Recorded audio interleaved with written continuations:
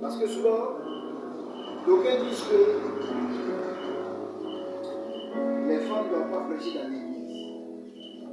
Ça, c'est un premier point. D'aucuns disent que les habits de femmes, les femmes ne doivent pas s'habiller comme les hommes. Ça, c'est le deuxième point. Comment ça? D'autres disent encore, ils vont plus loin que la femme même n'a même pas droit à travailler. Comment vous avez demandé ça?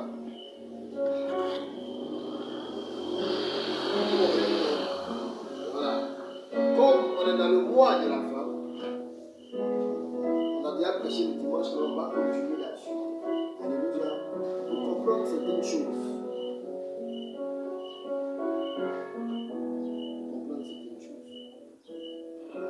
Allons dans la parole de Dieu d'abord. Prenons-nous dans 1 Timothée. On va aller doucement, nous allons appeler beaucoup de choses. 1 Timothée, au chapitre 2, le verset 9.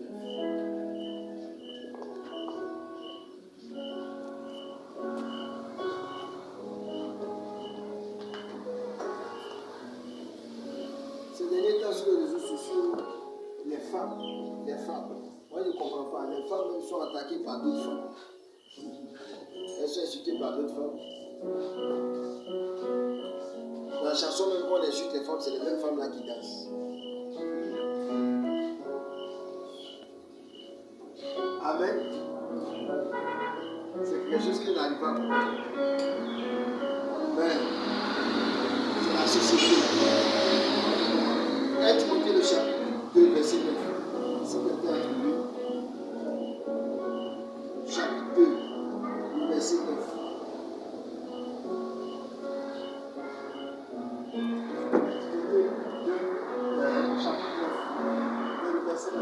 Chapitre 2, c'est le verset 9.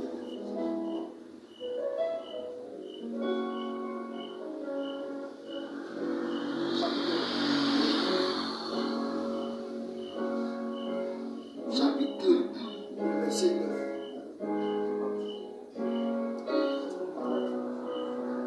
Timothée 2, le verset 9. Je veux aussi que les femmes, vêtues d'une manière décente, avec pudeur et modestie, ne se parentent ni de tresse, ni d'or, ni de perles, ni d'habits somptueux, mais qu'elles se parentent de bonnes œuvres, comme il convient à des femmes qui font profession de servir Dieu. Amen. Amen. Quelqu'un peut me dire ça dans une autre version?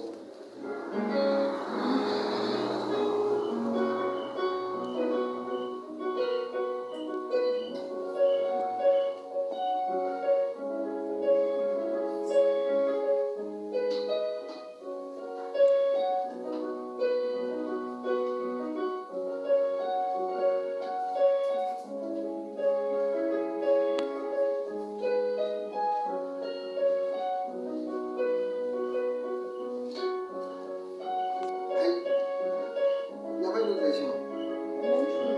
C'est la même version. Donc, pour tous ceux qui avaient vos téléphones, c'est la même version.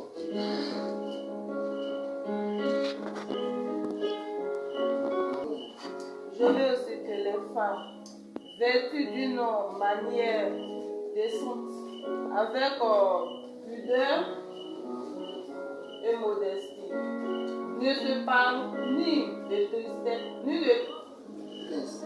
de tresse, ni d'or, ni de perles, ni d'habits somptueux. Merci, vas-y. Mais qu'elles se parlent de bonnes œuvres comme il convient à des femmes qui font profession de servir Dieu. Amen. Amen. Amen. Donc, ce matin-là, on va le faire ensemble, hein? On va prêcher ensemble. Alléluia. Ce matin, on va prêcher ensemble. On dit, il dit, demain, je veux aussi que les femmes habillé d'une manière décente, se parle avec pudeur et simplicité, non avec des tresses, de l'or, de verre ou de toilettes somptueuses, mais plutôt avec des bonnes œuvres, comme cela convient à des femmes qui affirment honorer Dieu. Alléluia. Ça, c'est l'apôtre Paul qui parle. Amen. Alléluia. Amen. Qui peut me dire ce qu'il comprend là? Ce matin, on fait ça.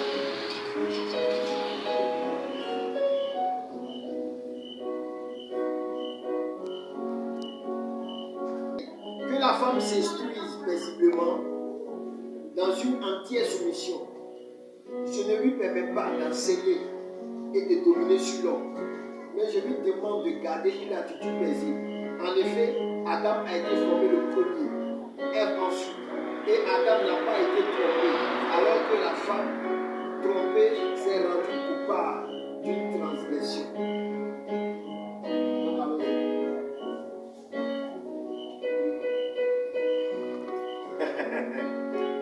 Ce matin-là, c'est compliqué. Si moi je dis que je ne suis pas d'accord avec l'apôtre Paul, vous me direz quoi? Hein? Si je ne suis pas d'accord avec ce qu'il a dit, elle me dit quoi? Le contexte, la parole de Dieu. C'est pas ça? Vous avez un contexte, non? Je l'ai dit ce matin, on va faire ce qu'on appelle l'exégèse. Parce que quand on fait l'exégèse de la parole de Dieu, on rentre dans le contexte historique. Quand on rentre dans le contexte historique, là on sort les fondements de la chose. Quand on sort les fondements de la chose, on comprend mieux. Il faut diminuer un peu. On comprend mieux. Est-ce que vous comprenez? Alléluia. Amen. Répondez Amen avec moi. Amen. Voilà, il sait que vous êtes avec moi. Quand on va plus loin, il dit quoi? Que l'homme n'a pas été trompé par le serpent. C'est la femme qui a été trompée. Hein? Mais quand on va aller dans Genèse, une fois il est précisé, quand on va dans Genèse au chapitre 1 jusqu'au chapitre 2, on dit quoi? Quand le serpent parlait à la femme, et quand la femme a pris, on dit elle en mangea et donna à son mari qui était où? Auprès d'elle. Bon, je suis d'accord que ce n'est pas lui qui a été trompé, mais est-ce qu'il était obligé de manger en sachant que c'est à lui que Dieu a donné la commission pour donner à la femme? C'est facile de responsabiliser ces personnes.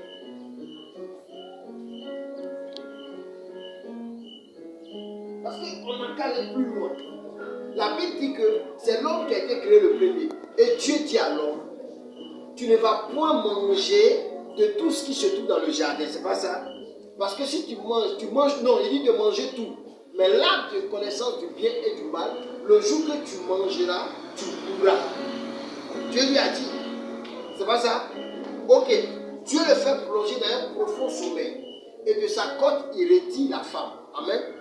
Et comment la femme a su qu'on ne doit pas manger? Parce que quand le serpent lui a dit il faut manger, elle dit que Dieu dit qu'on ne va pas manger. Comment elle est sait?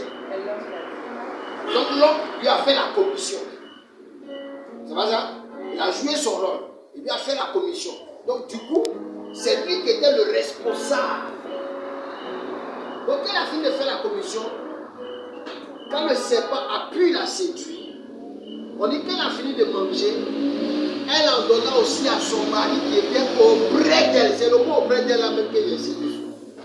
Donc ça veut dire qu'il n'était pas loin. Il a assisté à la scène. Mais pourquoi il n'a pas parlé?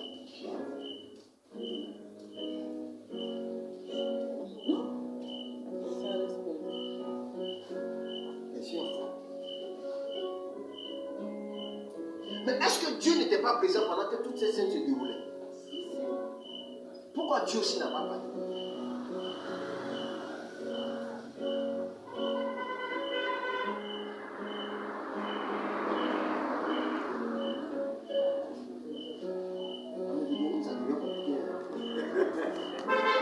Alléluia. Amen. Hey, ne pense que poussons les choses plus loin encore.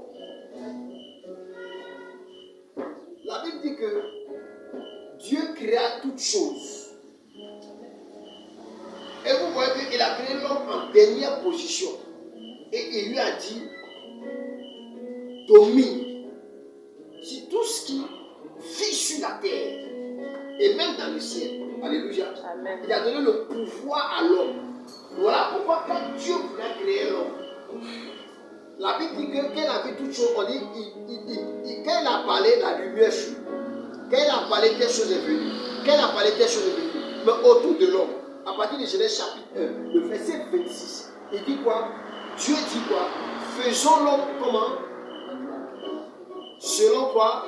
Notre ressemblance. Ça veut dire qu'autour de l'homme, vous voyez que la conjugaison de Dieu s'échange automatiquement. Au départ, Dieu était conjugué au singulier. Mais là, il est conjugué maintenant au pluriel.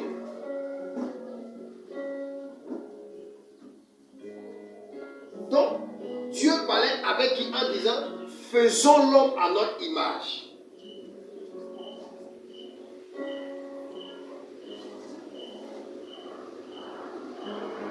Il parlait avec qui? On dit, Dieu dit que la lumière soit. Et la lumière fait quoi? Là, il a parlé avec quelqu'un. Mais autour de l'homme, il dit, faisons l'homme à notre image, selon notre ressemblance. Ça veut dire que Dieu accorde tellement de l'importance à l'homme qui différencie l'homme de tout ce qui est autre chose. Pourquoi? Il dit faisons l'homme à notre image selon notre ressemblance. Donc on ne peut pas ressembler à Dieu physiquement. Sinon Dieu aura le visage de Conan, après il va voir celui de Diabo. Donc à ce moment Dieu a quel visage? Non. Quand on dit selon notre ressemblance, c'est le caractère de Dieu. L'intelligence.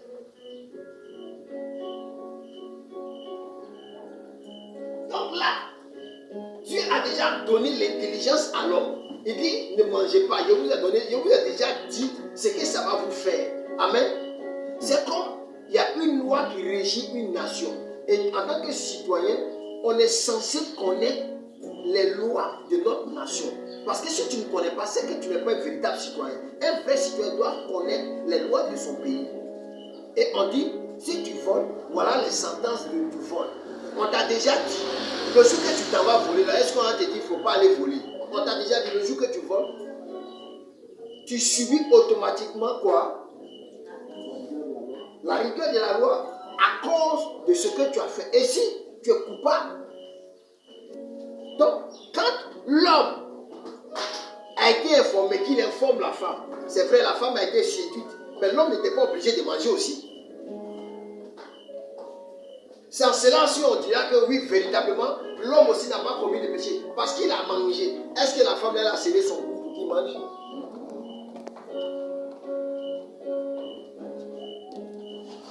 Répondez-moi, elle a scellé son cou. Les deux, sont-ils pas responsables? Mais pourquoi on veut forcément que ce soit la femme?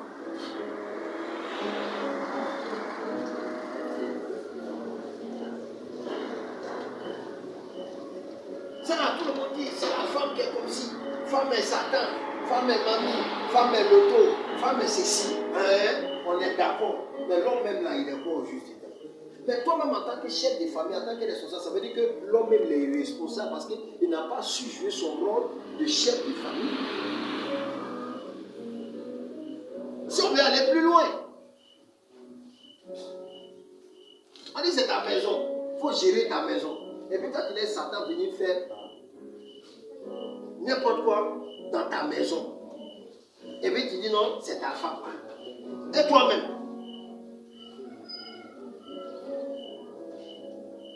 Amen. Alléluia. Donc, revenons à notre sujet. Toujours on est dans le même sujet. Donc, on dit quoi? La femme, normalement, elle ne doit pas mettre de tresse. Elle ne doit pas porter bijoux. Ce matin, je ne vais pas scandaliser. On veut comprendre quelque chose. Tu vois ça? Mais elle doit se parler de bonnes œuvres. Pour une femme qui veut véritablement servir qui? Dieu. Les bonnes œuvres dont il parle là, c'est quoi? Donc, une femme qui porte des bijoux, qui fait des tresses, c'est quoi alors? C'est un péché. C'est ça, non? Donc si c'est un péché, c'est que actuellement vous êtes là, vous êtes en péché. Vous êtes en bon péché. C'est ça, non? Répondez-moi. Hein? C'est ça. Parce que c'est que vous toutes qui êtes là, les papas des hommes et les femmes qui êtes là, c'est qu'actuellement vous êtes en bon péché. Non. Non, allons-y sur la base de ce qu'il a dit. Actuellement, si on va sur cette base-là, c'est que vous êtes en bon péché. Il y a une même qui a fait 13, elle a fait mèche derrière là-bas. Bon, il y a mèche ici. Là-bas, il y a perruque même. Il y a bout d'oreille. C'est pas ça? Si on veut aller sur ce que l'apôtre Paul dit, c'est ça, non? Ok. Donc, allons sur cette base. Donc, sur cette base, normalement, les bijoux ne doivent plus exister. Or, pourtant, nous savons qu'en Israël, les bijoux existent. L'or même là, c'est quelque chose que eux-mêmes là, ils aiment. Donc, du coup, on peut dire que la Bible se contredit. C'est pas ça? Donc, il n'y a pas de contradiction dans la Bible. Amen. Amen. Paul était en train de parler à Timothée parce que Timothée était un de ses fils spirituels. Quand on descend, on va dans le livre des Corinthiens, on sait que Paul parlait aux Corinthiens. Et la ville de Corinthe était une ville qui était une ville portuaire. C'est comme le port de San Pedro ou bien autre. Et nous savons que toutes les villes portuaires, il y a les marchandises qui descendent, les gens vont et ils viennent. Amen. Donc quand les gens vont et ils viennent, il y a le trafic là, il y a plein de choses qui se passent là. Il y a la drogue, il y a la prostitution et toutes ces choses. Donc, ce qui faisait que les femmes en cette époque-là, en ce lieu-là, se prostituaient. Et l'église, il avait commencé à prêcher là. Et l'église avait commencé à s'installer. Et comme lui, l'apôtre Paul, il prêchait, et que les mêmes femmes qui voyaient se prostituer, le matin, il les voyait à l'église avec des bijoux et des choses. Donc, il était en train de leur dire, ce n'est pas les bijoux que vous portez là qui vont vous sauver. En réalité, c'est le comportement. La Bible ne dit pas que notre corps est le temple du Saint-Esprit. C'est ça, non? Donc, si nous, notre corps est le temple du Saint-Esprit, en réalité, qu'est-ce qui est le plus important que notre corps par rapport aux bijoux? Si nous-mêmes, notre corps est le temple du Saint-Esprit, on n'a pas peur de le souiller. C'est pour d'oreille là qui a souillé ça.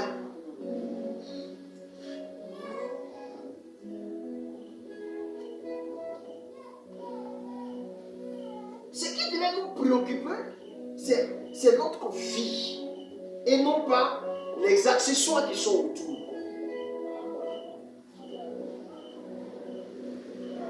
Est-ce que vous comprenez? Voilà la circonstance dans laquelle l'apôtre Paul disait ça. Donc, pour pouvoir faire la différence entre ces femmes-là, il leur disait qu'il allait plus loin pour dire que si une femme veut parler en public dans l'église, qu'elle parle à son mari, à la maison. Pour que ce que tu n'as pas compris là, il faut demander à ton mari, lui va t'expliquer. Donc, si tu peux demander à ton mari à la maison, c'est que tu es marié, c'est que tu n'es pas ce qui croit. C'est une manière de voir quelles sont celles qui sont mariées ou pas. Quelles sont celles qui sont dans la prostitution ou pas. C'était une manière stratégique pour lui de pouvoir faire la différence. Maintenant, l'homme n'ayant pas compris, on a tellement marginalisé la femme, on a pris ça pour s'asseoir dessus. Femme ne doit pas faire ceci, femme ne doit pas faire cela. Est-ce que femme là, c'est pas un être humain?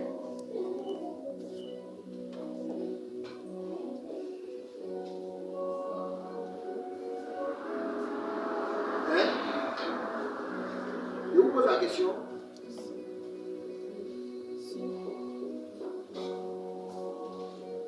Alors c'est dans 1 Corinthiens, le chapitre 11, le verset 5.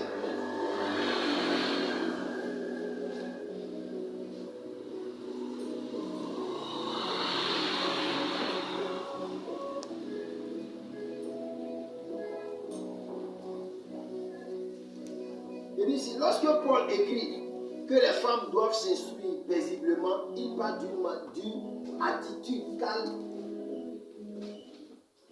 et de maîtrise de soi, et non pas d'un silence total.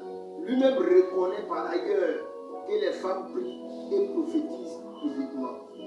Voilà encore le même apôtre Paul qui parle. Allons-y. Dans 1 Corinthiens, le chapitre 11, le verset 5.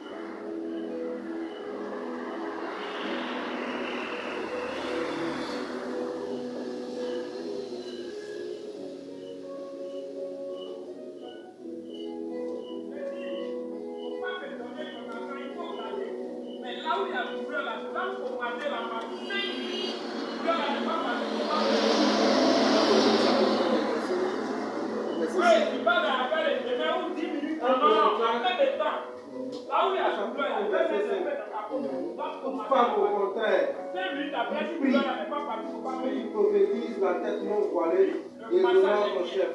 C'est comme si elle était rasée.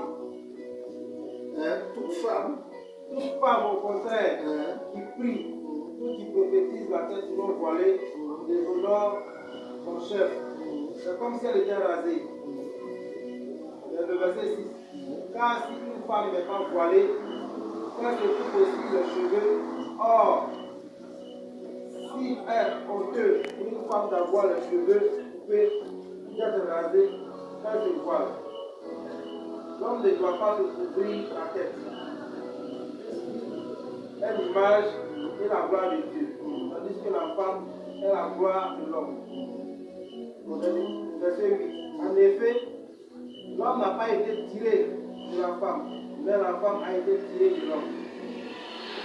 Verset 9. Et l'homme n'a pas été créé à cause de la femme, mais la femme a été créée à cause de l'homme.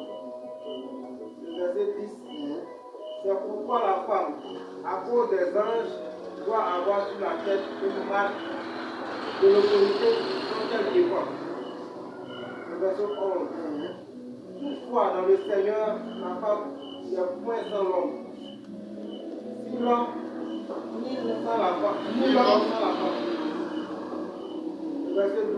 Car de même que la femme a été créée sur l'homme, et même l'homme existe par la femme. Amen. Et tout vient de Dieu. Amen. Amen. Ça veut dire que le même dit que, en réalité, si la femme doit prophétiser ou doit parler en public, elle doit se couvrir, se voiler.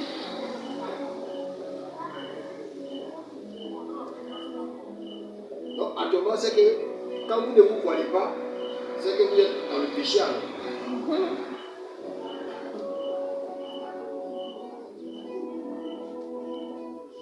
C'est pas ça? Maintenant, on va plus loin. Il dit que les hommes ne doivent pas se couvrir la tête. C'est pas ça? C'est pas normal.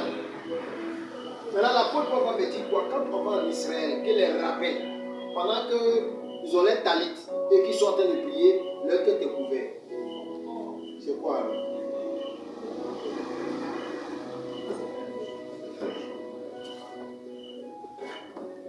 C'est quoi?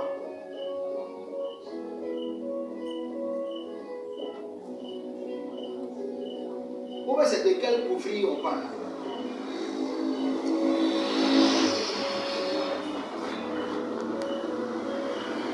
Pendant que les hommes de Dieu, dans leur coutume, au Nigeria, quand ils s'habillent dans leur gros boubou, même des pasteurs ont des chapeaux sur la tête.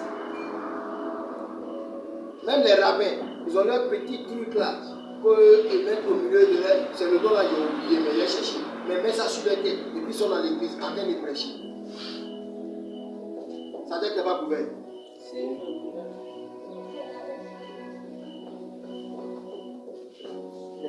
Il dit, allons à l'essentiel. Parce que si on veut rentrer dans les petits détails comme ça, on risque de se mélanger. Et puis nous-mêmes, on va rentrer dans autre chose. Alléluia. Amen. Le Saint-Esprit s'adapte au temps. Avant, c'est ce qu'il dit toujours, avant il n'y avait pas de voiture. Jésus marchait. Si Jésus était à notre époque, il allait monter dans la voiture. Il n'allait plus marcher. Jésus allait avoir portable. Il vous dit quelque chose? Peut-être que ça va être satellitaire. Pour parler au Père directement. Amen. C'est réel. Même grand Israël là, ils sont développés en technologie. Ils ont des choses même que des nations même n'ont pas.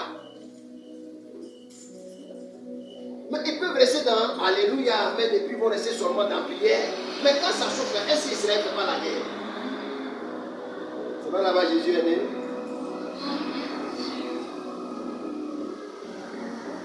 C'est là-bas qu'on dit Dieu est. Mais il faut la guerre.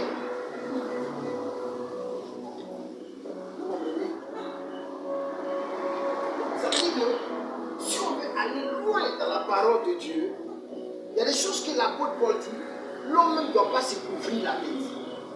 Mais quand l'homme, vous vous couvrez la tête, est-ce qu'il n'y a pas des hommes qui portent des casquettes?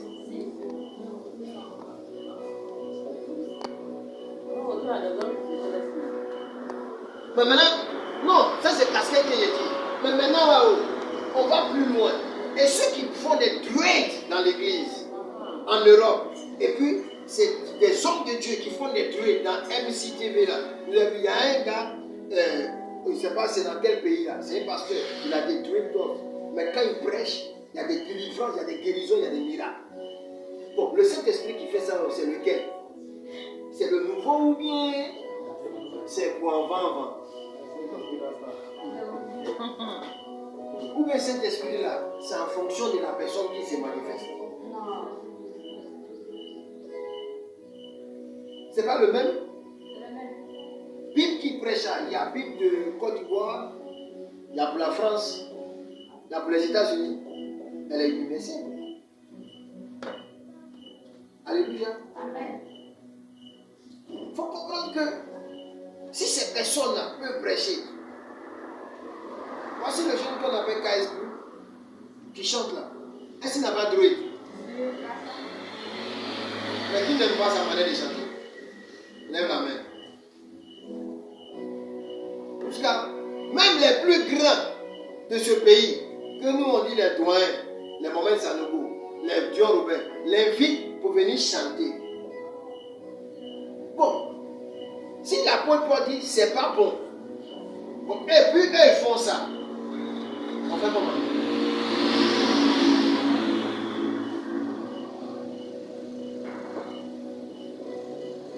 Frère, si on veut dire qu'on veut marcher comme la parole de Dieu le déclare, c'est que l'habit qui est chez nous-mêmes, normalement, on ne devait pas porter. Mais la manière dont on dit que c'est l'homme qui a été créé aussi. Quand l'homme a été créé là, est-ce qu'il a été créé à habit?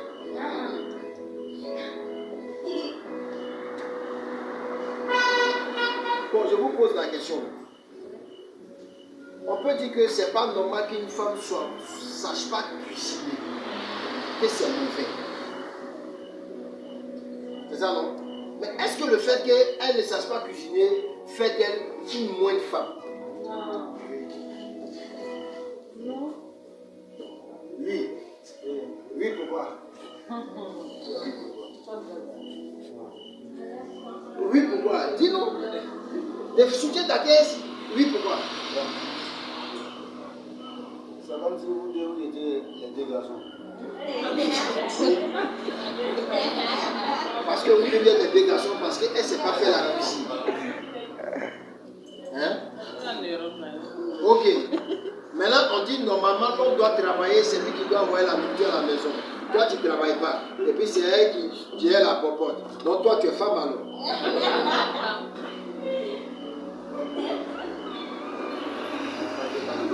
Hein? Ça dépend. Ça dépend. Vous voyez comment vous êtes? Quand c'est pour toi, ça dépend. Mais quand c'était pour la femme, là, tu as affirmé même avec conviction. Tu vois, non? C'est comme ça. C'est comme ça l'homme est. On dit, en réalité, c'est pas normal qu'elle ne sache pas cuisiner. Parce qu'une femme, normalement, parce que dans le commun des mortels, dans les normes, une femme doit savoir cuisiner. Ça, c'est la base de la femme. Alléluia. Mais le fait qu'elle ne sache pas cuisiner, ça n'enlève en rien. Femme, ou bien, ce qui est sur elle là, c'est pour garçon là qui est là-bas. Non. Elle est femme, mais seulement qu'elle est une femme qui ne sait pas faire la cuisine. C'est tout. Elle reste, elle demeure toujours une femme. En fait, c'est ça qui est le problème de l'homme. Alléluia. Alors, il ne faut pas, femme va porter habit de garçon. Il ne faut pas garçon va porter habit de femme. Non, ou habit de garçon, ou habit de femme. Ok, allons sur cette base. On est d'accord avec ça. Quand il ne faut pas, l'homme va porter habit de garçon, garçon va porter habit de femme. Maintenant, vous qui êtes séparés, maman de l'école, les mariés là, à la maison là, souvent la femme ne porte pas ton tricot.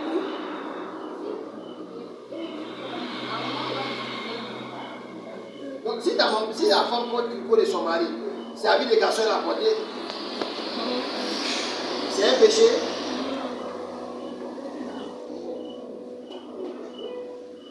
Aïe, qui ne me répondit pas?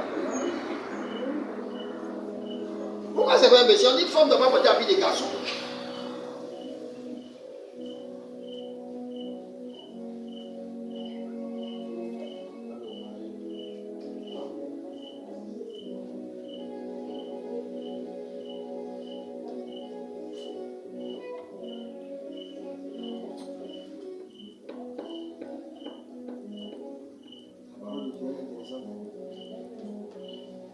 Mais quand tu n'arrives pas, ça te mélange. Ça devient compliqué pour toi.